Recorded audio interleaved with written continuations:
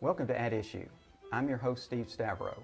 This week, we're going to be discussing the Vatican's role in the New World Order. Joining us is Bill Hughes, and thank you for being with us, Bill. Bill's an author, researcher, and pastor of the church here in Umatilla, Florida. I hope I said that right. Umatilla, Florida. You got it, Steve. And if you would, Bill, let's just launch into this discussion with what do you think the Vatican's role is in the New World Order? Steve, I think ultimately they control every aspect of the New World Order, from the political leaders, the financial gurus of our world today, and also the churches of today. I think that's the clear picture that we have. Okay.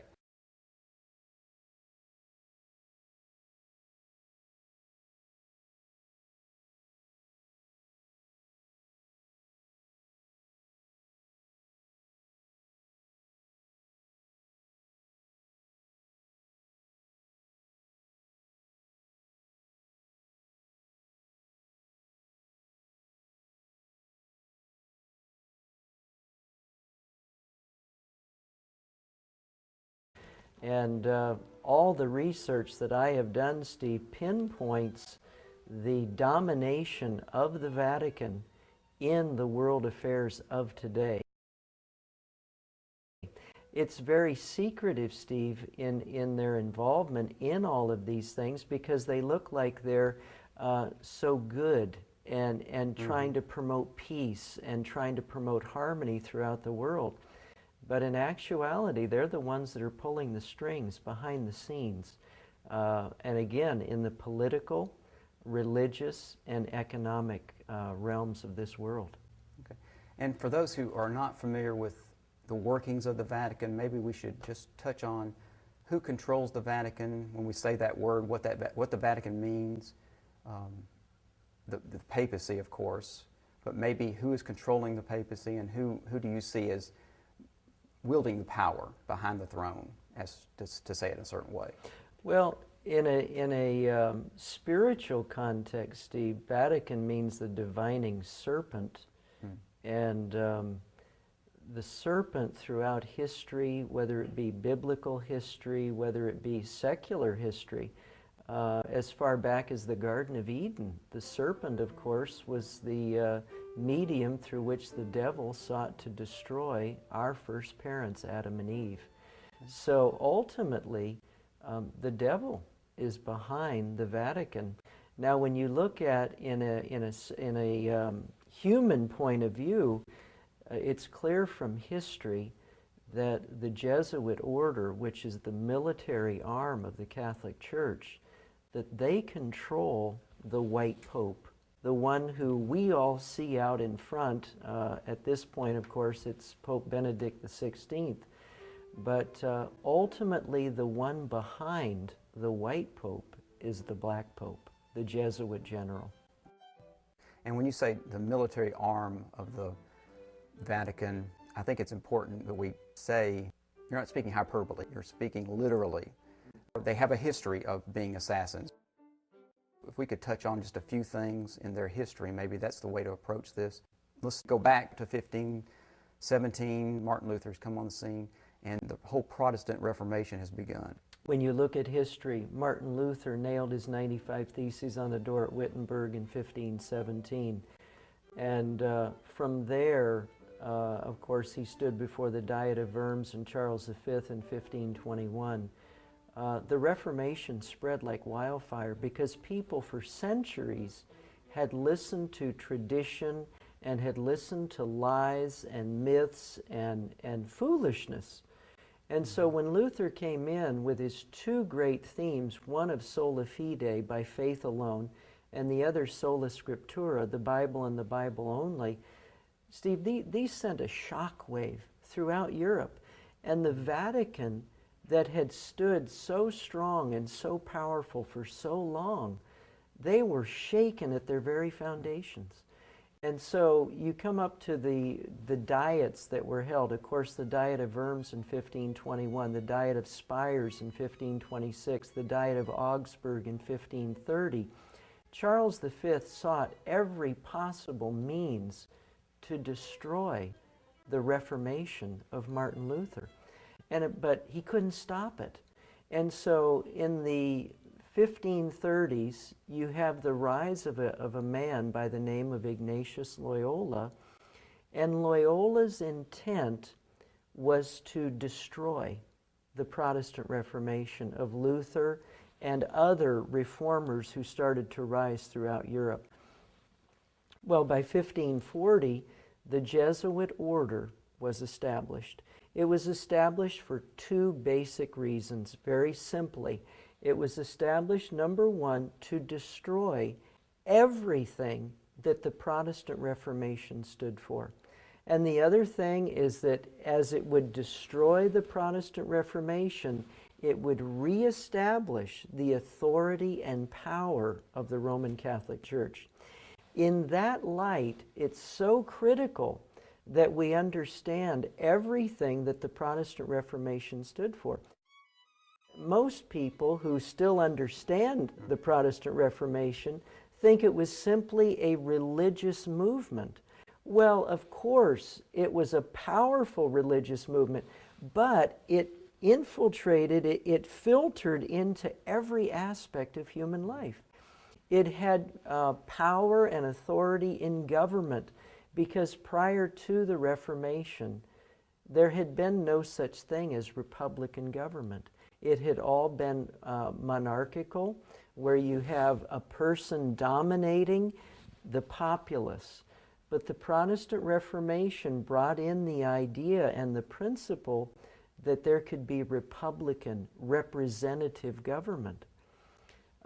In the economic realm, through the Dark Ages, when the papacy ruled, you had the wealthy class, you had the very, very rich, you had the very, very poor. Well, the Protestant Reformation brought in the concept of a middle class, that people could earn a living, and based on their talents and their skills and their hard work, they could make their own money. So the Protestant Reformation brought in representative government, it brought in a middle class, and then, of course, in the religious arena, it brought in the fact that people could worship God not as their pope or their priest told them to do, right, but they could go to God through Jesus Christ and not have to go through any man. So no middleman. No middleman, Steve. That's exactly right. Right. So these concepts, they came, and these are the fruits of the Protestant Reformation. And wherever you see those things, it's because of Protestantism. And wherever you see them under attack, you know that you see the footprints of the Jesuits. And just real quickly, Steve, without getting too far off, when you see what happened in the 1990s with Jesuit-trained President Bill Clinton, who went to Georgetown University, when he passed the North American Free Trade Agreement called NAFTA, which sent just thousands and thousands of middle-class jobs out of the United States of America and sent them to third world countries. Steve, you can see the footprints of the Jesuits all over that document to destroy the middle class in the United States of America, so that two classes could be developed in this country. An attempt to get us back to the Dark Ages, back to where you have, as you're saying, the wealthy, the poor, but on top of both groups, you have the papacy. Absolutely, Steve. The papacy being the man who is God. And these are several papal statements. These are bulls that are, I'm not sure if they're bulls, but there are statements being made throughout history. Oh, absolutely. Absolutely. There's a host of Catholic documents where the Pope takes the name of God, Lord God. That the Pope is Jesus Christ on this planet. He claims to be the vicar of Christ. On his tiara throughout history, it has always read Vicarius Filii Dei, which means I am the agent of God. I am God on this earth. So That's where all of this is heading, Steve.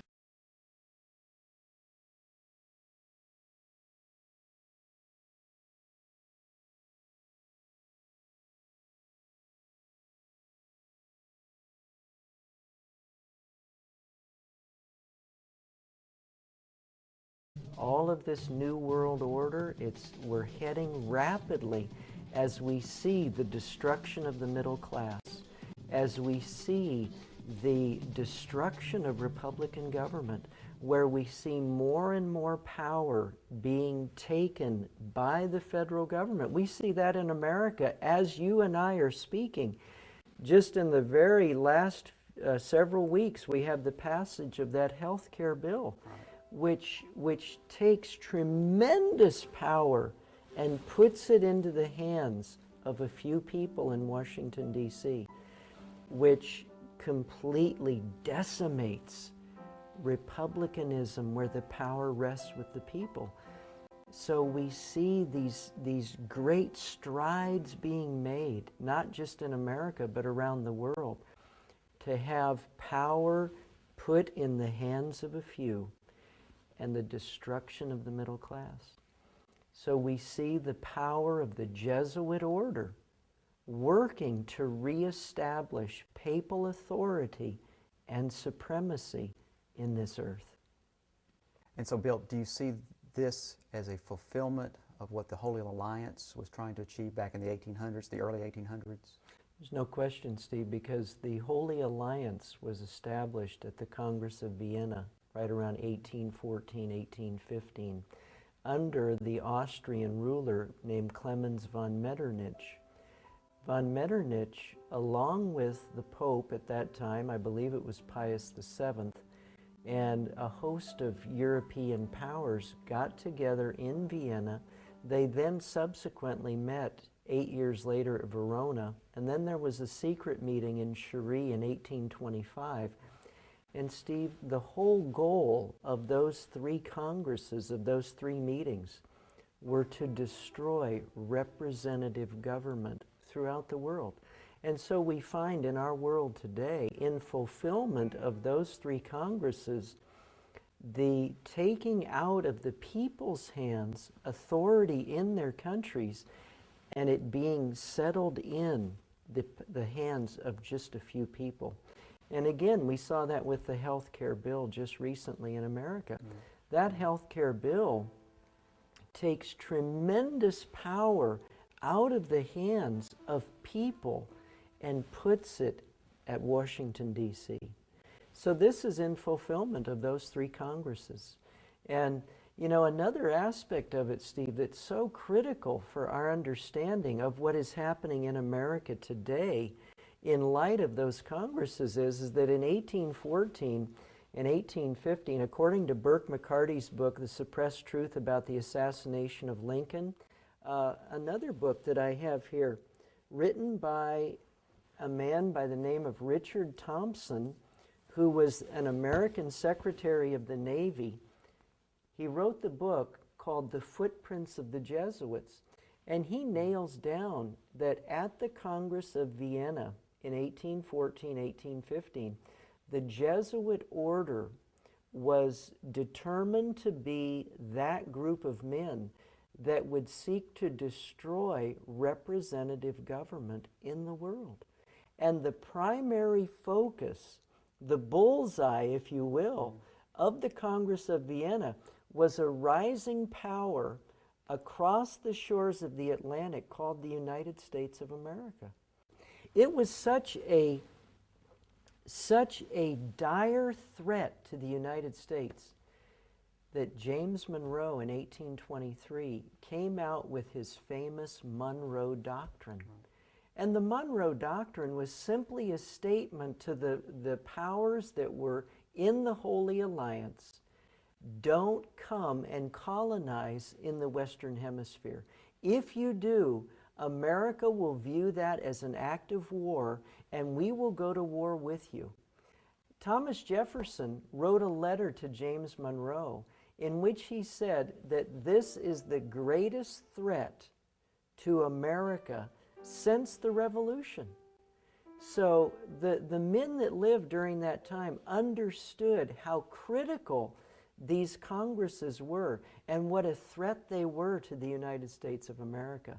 The fact that we as Americans have been so asleep and in such a stupor and allowed this to happen, because we're seeing the fruits of those meetings today through the health care bill, through executive orders that are being passed that take authority out of the hands of the people and put it in the hands of just a very small few in Washington, D.C.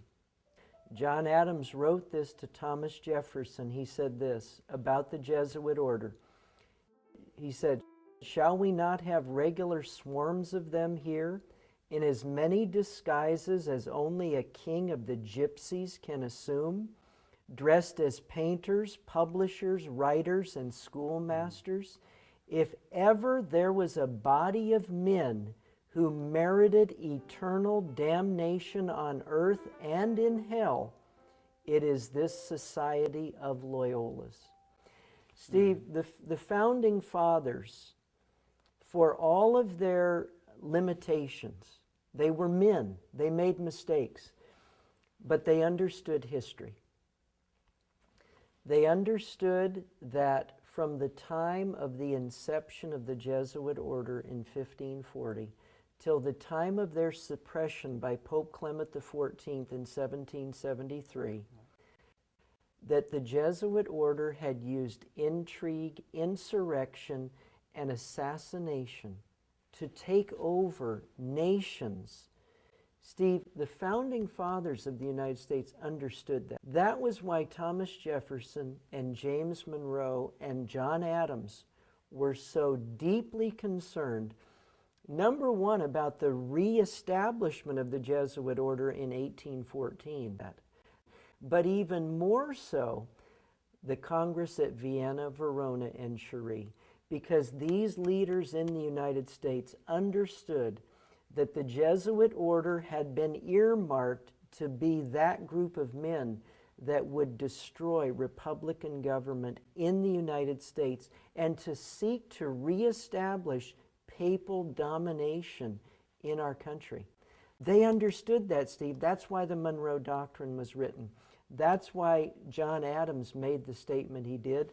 And that, Steve, is why Samuel B. Morse, the famous inventor of the Morse code, wrote his two famous books, one published in 1835 called Imminent Danger to the Free Institutions of the United States Through Foreign Immigration, and his other classic book that he had published in 1844 called Foreign Conspiracy Against the Liberties of the United States.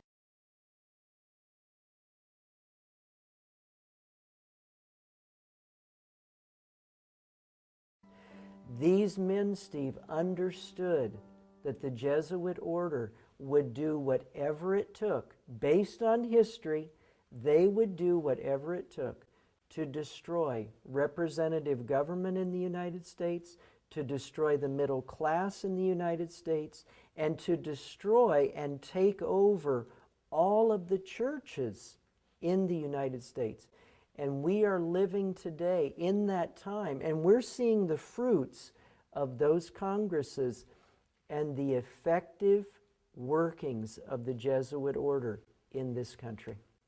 So what do you think about, let's contrast for a moment, the scene in the 1800s when presidents like Monroe and Jefferson and Adams are against the Holy Alliance, namely the Pope and the kings of Europe, trying to infiltrate and control this country, destroy representative government. And today, when you've got presidents like George Bush, former President George Bush, and Obama and these others racing to meet the Pope every time they can, and actually bowing down to him on occasion. We've got pictures of that. What we have in the United States today is we have the for the most simple, we have the ripe fig in the crystallizing of Jesuit takeover in this country. They take over, they produce their political leaders. George Bush was trained at Yale. He was a part of Skull and Bones. Skull and Bones is clearly connected to the man who started it in America, William Huntington Russell, had gone to Europe, had been in some Illuminati meetings in Germany, came over to America to start a chapter of Skull and Bones in America based on the Illuminati meetings he attended in Europe. And it's very, very clear that the man who created the Illuminati, Adam Weishaupt, was simply a Jesuit foot soldier. When he started the Illuminati in 1776, he was teaching at Ingolstadt University, a Jesuit university in a stronghold of Jesuitism in Germany called Bavaria. And the principles of the Illuminati are the principles of the Jesuit order. So you have the Jesuit order, you have the Illuminati, then you have Skull and Bones. And so the Jesuit order, through Skull and Bones, has crystallized their plan to train political leaders in this nation. George Bush Sr., George Bush Jr., both members of Skull and Bones, take the Jesuit agenda into the White House. And what is the result of that? What did you have? You have 9/11. And George Bush coming out after 9/11 with the New Patriot Act, which was actually penned by a Vietnamese refugee who has now come to America, he was trained at Georgetown, which is the preeminent Jesuit university in America, pins the New Patriot Act, which literally decimates our freedoms. So that now people will call me on the phone, Steve, and they'll say, "Did you write those books about those jays?" And I'll say, "Jays? I didn't write any books about birds."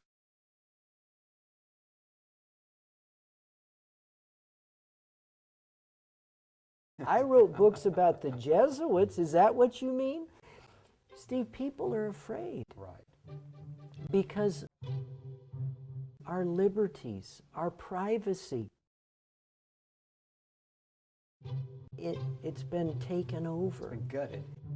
It's been by gutted. this Patriot Act. That's right. And so here is a man, George Bush, Jesuit trained, vows that he will obey the Pope and the Black Pope when he takes his initiation rites with the Skull and Bones at Yale, passing the New Patriot Act, which destroys your freedom and my freedom. In the prior to September 11th, George Bush dedicates a cultural center to John Paul in Washington, D.C., on the very soil where Abraham Lincoln was assassinated by Jesuits in 1865. But here, at the end of the 20th century and into the 21st, now we have American presidents. George Bush, at the dedication of the Cultural Center, he says, the greatest thing we can do to show our respect for John Paul is to bring his teachings into action here in the United States. So, Steve, we see this complete change from men back in the 19th century who understood the evils of Rome, to whereas today you have George Bush with Skull and Bones giving his life to the Jesuit order. You have Bill Clinton, who was trained at Georgetown University.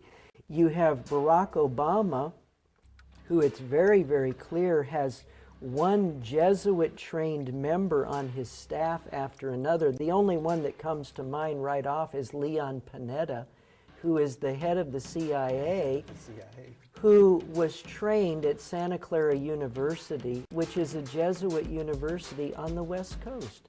So Barack Obama is surrounded by Jesuit-trained men. And his vice president is a Roman Catholic. Joe Biden, a devout Roman Catholic. The head of the House is Nancy Pelosi, Roman Catholic. Absolutely. In fact, when Nancy Pelosi was brought in as the Speaker of the House, she brought onto the floor of the Congress her Jesuit mentor, Stephen Privet, to address the Congress of the United States. The first time in American history that a Jesuit priest had addressed the Congress of the United States. So the group vowed to destroy us are brought in, which may be indicating that they don't need to destroy us now, they've taken us over. Absolutely. And Steve, the thing that's so very diabolical about this is that the Jesuit order controls both sides of the House of Representatives. I remember in the recent health care bill, as they were considering the passage of that bill, you have Nancy Pelosi, Jesuit trained, has a Jesuit mentor, and she's pushing for the passage of the health care bill. The man who was opposing it, which was the House Minority Leader, his name is John Bonner. John Bonner was trained at the Jesuit University. He's Jesuit trained.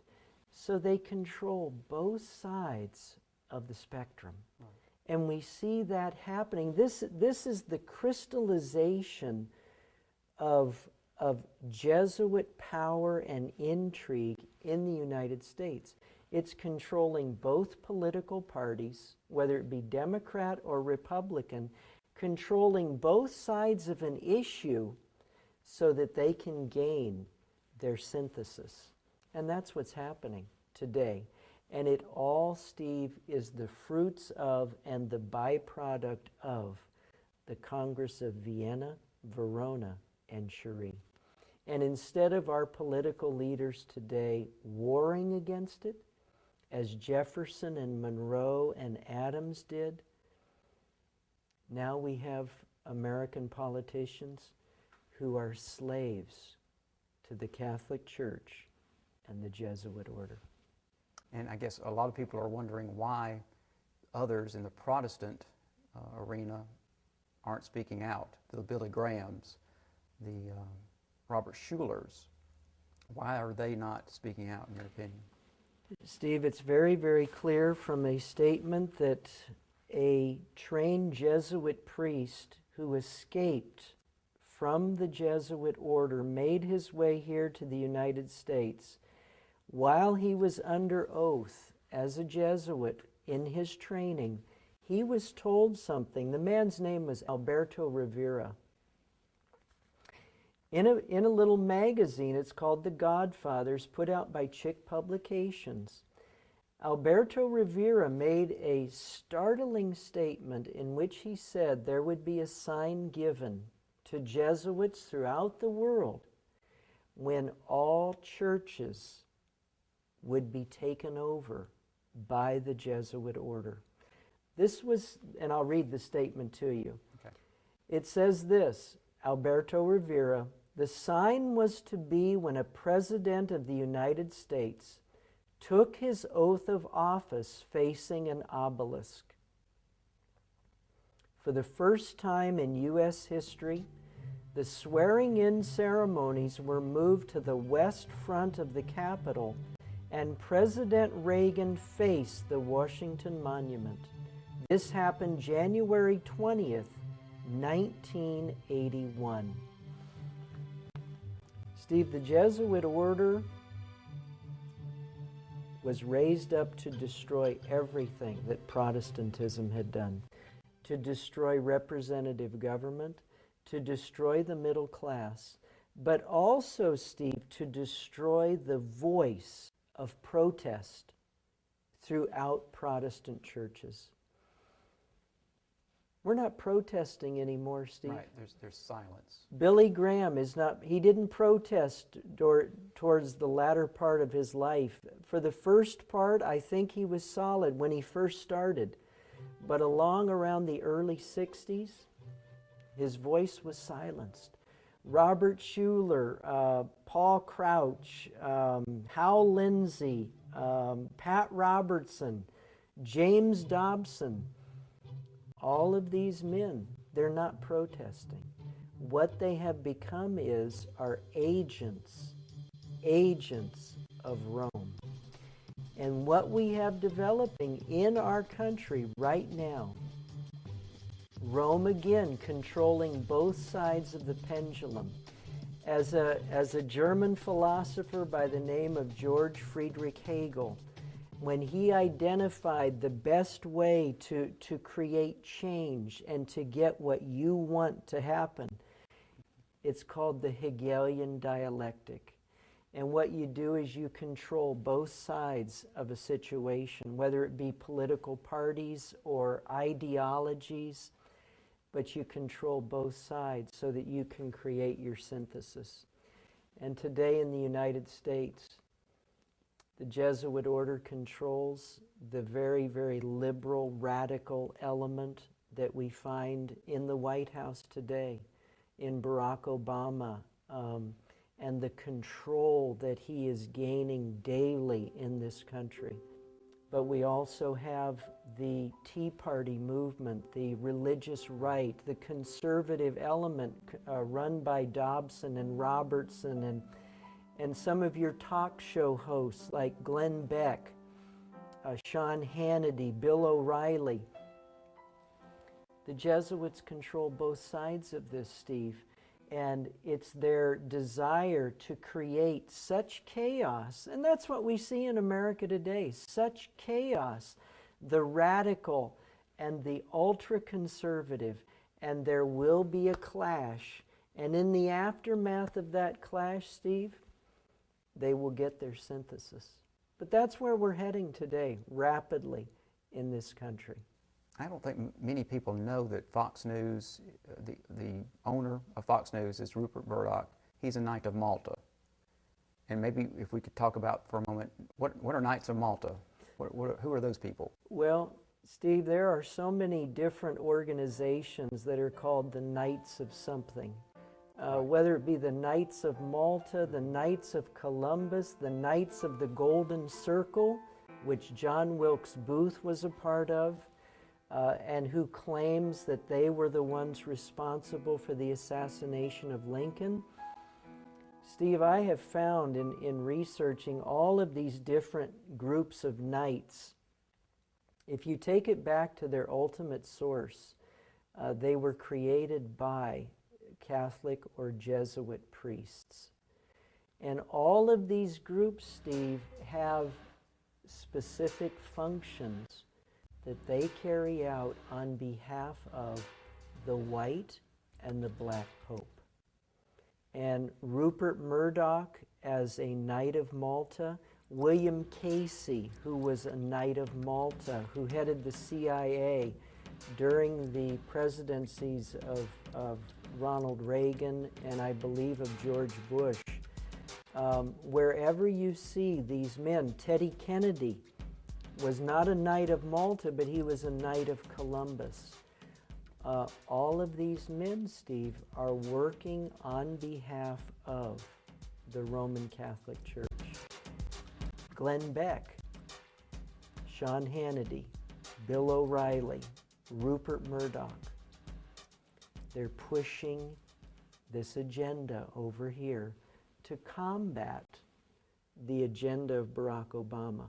What Americans do not understand, Steve, because it's hidden, is that Rome is behind it all with their synthesis waiting in the wings.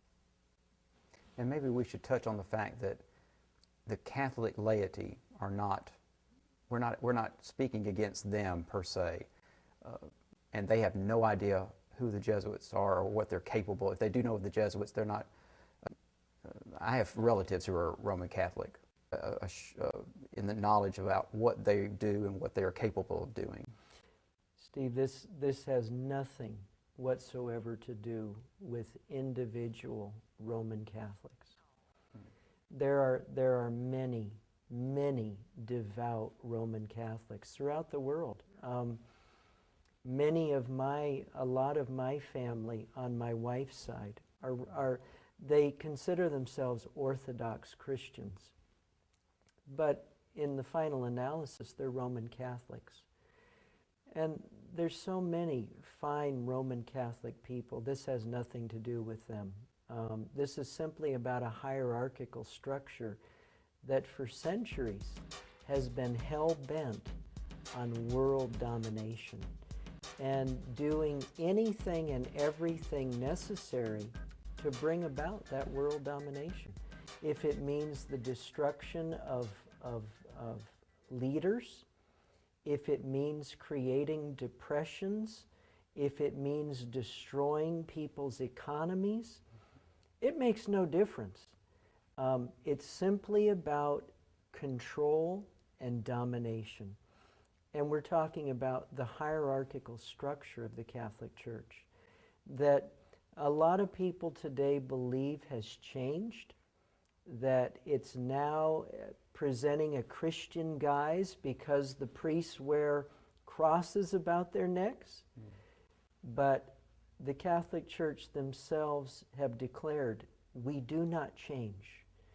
And given the right atmosphere, the Catholic Church will come forward and will seek to give what they feel will save this planet, Steve. And it will be the ultimate demise of this world. And I think we ought to touch on the Council of Trent and what came out of that council back in the, get the dates right, middle 1500s. It was a span of 13 years the Council of Trent was conducted or so. What came out of that, and has that been renounced at this point in time? Or? It's very fascinating. See, the Council of Trent was from 1546 to 1563. And during that council, there was discussion among Jesuits who had just been formed, the Jesuit order having been formed 1540, and the Jesuit order was taking the lead. There were many Catholic priests, however, in the beginning at the Council of Trent who were strongly influenced by the Protestant Reformation. And so they were discussing what would the Catholic Church do in response to the Reformation. Steve, the ultimate decision of the Council of Trent, where the Jesuits took the day and controlled it ultimately, was that anybody who embraced the teachings of the Protestant Reformation would be considered anathema and would be considered heretics and would be open season to be destroyed. And that's the ultimate goal and the ultimate decision of the Council of Trent. Tragically, Steve, tragically, in light of Alberto Rivera's statement that the Jesuit order has infiltrated and taken over all Protestant churches, Steve, Protestant churches today are no longer protesting. Protestant churches today are no longer embracing the two great concepts of Martin Luther, sola scriptura and sola fide. It's not there anymore, Steve. And tragically, we don't have Protestant churches anymore. We have evangelical churches, but they're no longer protesting. Thank God there are people standing up that are protesting, but they're few and far between. Because I think with us, we would go for our authority on any issue. We would point at the Bible. We'd say, what does Scripture say? As the Word of God, what does it say? Roman Catholics would not necessarily do that. They would listen to what the Pope has said. Oh, absolutely. You know, there was an article that was in the USA Today newspaper, and this was back maybe a year ago. Benedict came out and he declared, and it was in USA Today, and it was in an encyclical that he had put out, where he said there is salvation only. Now, he didn't say it was in Jesus Christ, Steve. He said there is salvation that can only be found in one church, and that's in the Church of Rome. Now, that was published in an encyclical within the last year or two. So, how it is that evangelical churches can allow that, can accept that, that's unconscionable. That completely rewrites history and brings us back prior to the 95 Theses that were nailed on the doors at Wittenberg Chapel. Jesus would say, I am the way, I am the truth. Absolutely, Steve. And the Pope says, he's in essence saying, he is the way. Absolutely. Benedict is saying that he is the way, the Catholic Church is the only way to salvation. And a Protestant could never accept that. A true Protestant could never accept that. Tragically, the churches, all churches, we're not just talking about the Presbyterians or the Universal or the Lutheran or the Baptist or the Seventh-day. We're talking, Steve, about all churches. Alberto Rivera's statement, it applies carte blanche across the board. Every church has been infiltrated and taken over. And I would challenge, Steve, I would challenge any person watching this broadcast to go back and analyze their church in the last 30 years. Since Ronald Reagan took his oath facing the Washington Monument, if they have not seen their church and what their church once believed to have been completely rewritten. I would challenge anyone, Steve. Another thing I would challenge people to do is to go back and analyze over the last 30 years if their church has not completely watered down their view on who the Antichrist is. Prior to that, Steve, prior to 1980, back in, say, the 60s, 50s, 40s, 30s, there was not a Protestant church in America or in the world that did not understand who the Antichrist power was of Scripture, who Babylon the Great is in Revelation 17. All churches knew that. They knew it was the system of Roman Catholicism. Right. Martin Luther said, the papacy is Antichrist. Absolutely. You know, when you look at the documents of all the reformers, from Luther to John Knox in Scotland, to Zwingli in Switzerland, to Tyndale in England, to Towson in Sweden, all the reformers had one thing in common. They all believed that the papacy was the Antichrist. That they agreed on. Now, there were a lot of things they didn't agree on, but that one they did. Why it is today that we don't hear that? Well, it's obvious. Because what Alberto Rivera said is true. And the reports I've read are that he was poisoned, Rivera. I spoke with Alberto Rivera about probably a year before he died. And I asked him, I said, Dr. Rivera, you're not well. Why? Would you tell me what happened? And he told me that he went to a dentist who claimed to be a Protestant. And the dentist, he was going to fix some of his teeth. A dentist took a needle to numb his mouth and shot it just as far into his mouth as he could. And it was poison. And Alberto Rivera said from that day, he said, I have had horrible headaches that leave me just listless. And sometime within a year after that, he was dead. And the Jesuits have a history of assassinating or murdering people who are outspoken, who get in their way. Steve, that has been going on from the get-go. I mean, numerous attempts on Queen Elizabeth I. Oh, it's... Besides Luther, numerous attempts on Queen Elizabeth. We established, Steve, it's a fact of history, the Jesuits were started in 1540. From that point, you have during that time period, because she refused, this was her only crime. Queen Elizabeth came into power in 1558, ruled for the next 45 years in England till 1603. She refused the supremacy of the Pope in her kingdom. She refused to allow the Pope to control her throne.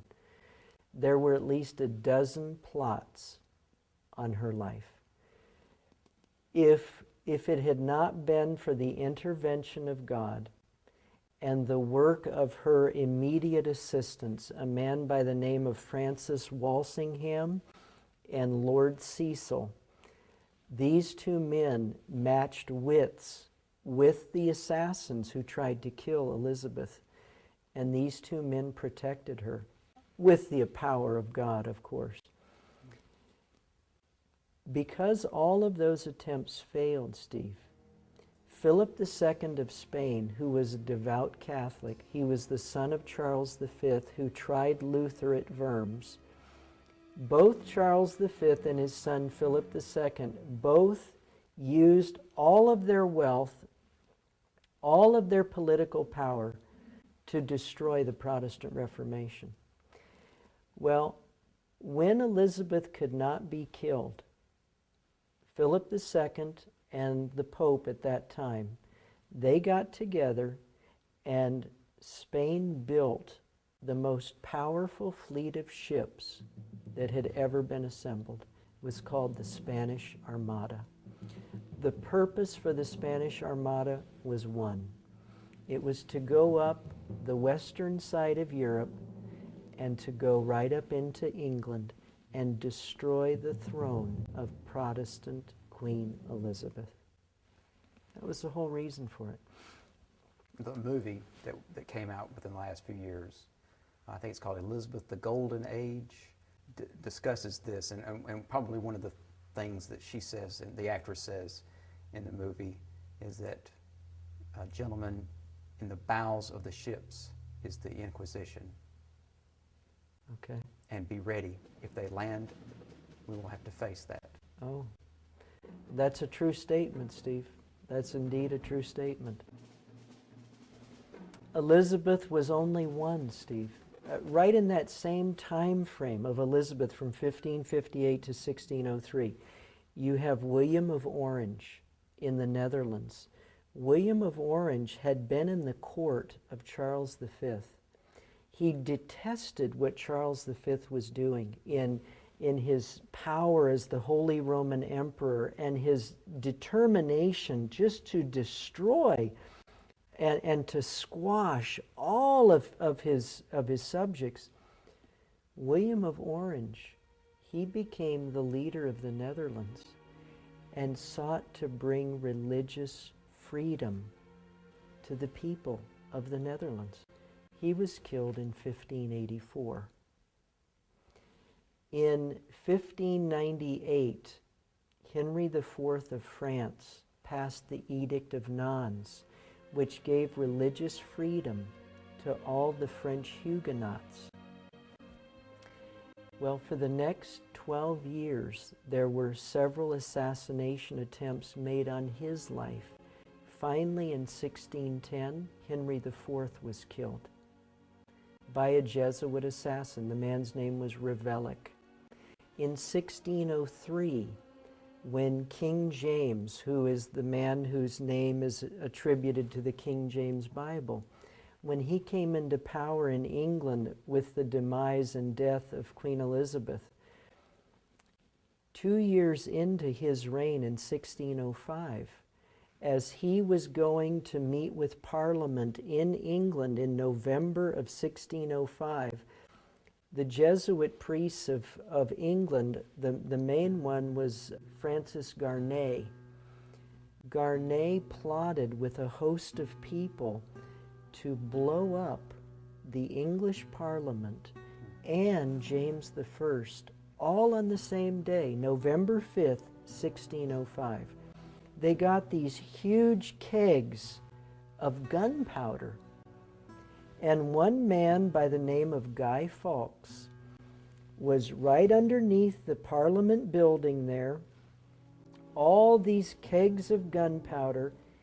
Steve, he was going to ignite them and blow Parliament and King James into eternity.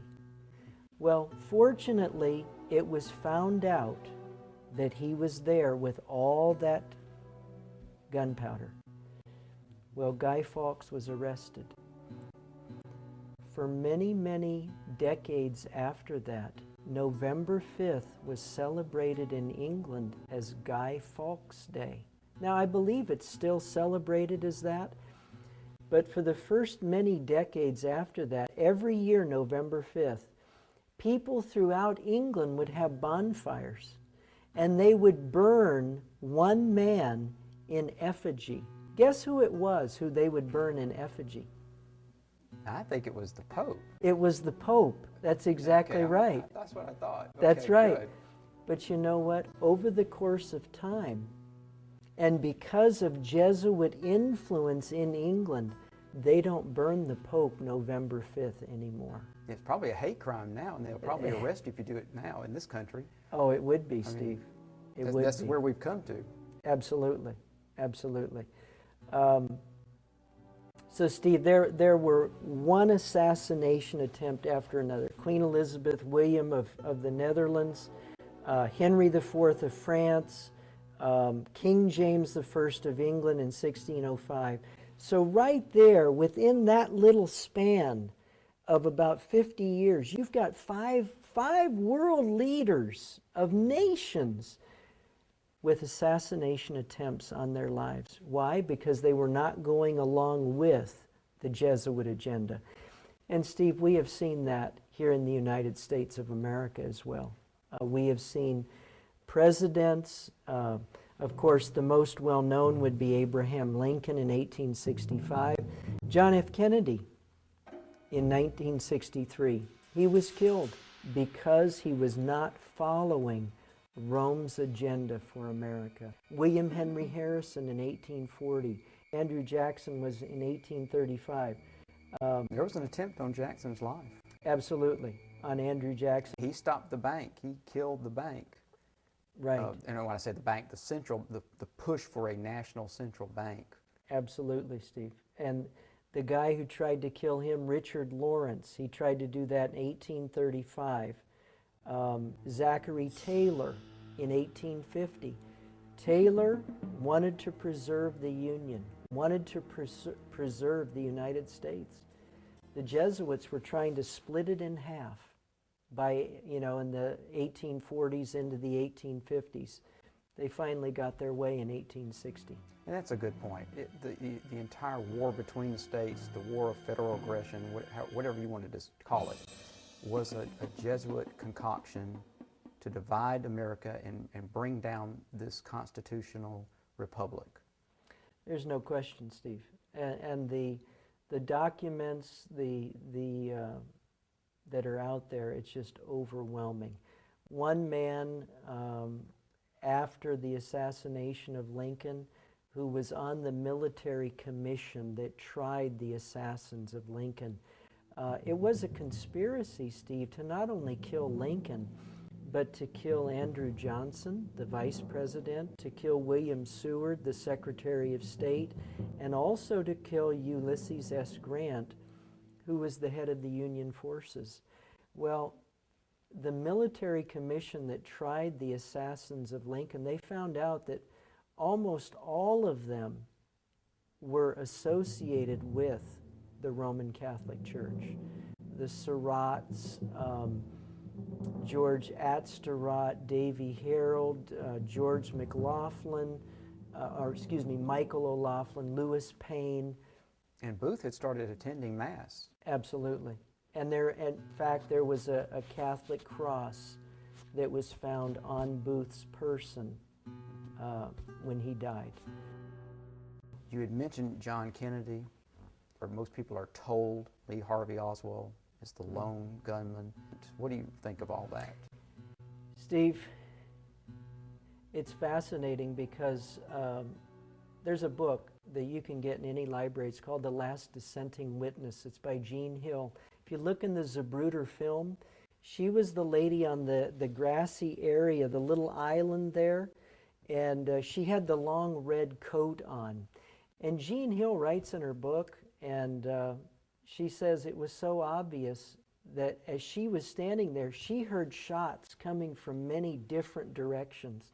If you watch the Zapruder film, it's clear that Kennedy goes forward because something hit him, a bullet hit him from the back, but then he jerks back like this. It's obvious, Steve, there were multiple bullets that were shot from multiple directions that assassinated Kennedy. And there were 3 reasons why they killed him. Because he wanted to reestablish the coining of money by Congress. He tried to pull us out of Vietnam, which was a Catholic war, and he tried to dismantle the CIA. In 1984, after 170 years of cutting the ties of U.S. Vatican diplomacy, Ronald Reagan sent an ambassador to the Vatican. The reason why an ambassador had been cut off from Rome in 1867 was because the military commission that tried those who killed Abraham Lincoln were found to be Roman Catholics. And so the U.S., in protest, withdrew their ambassador from Rome. Well, 117 years later, 1984, Ronald Reagan sends an ambassador to Rome. If you remember when Ronald Reagan died, sometime within the last few years, there was a high requiem mass that was given for Ronald Reagan. A high requiem mass is only given for those who have done special service for the Roman Catholic Church. Ronald Reagan was honored in his death by Rome. And I think we've seen Clinton, former President Clinton, at Mass, and also George Bush at Mass. And I don't think you can be partaking of communion unless you are Roman Catholic. Do you have any thoughts on that?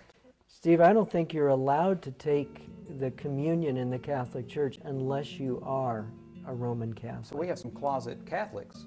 No doubt about it. No doubt.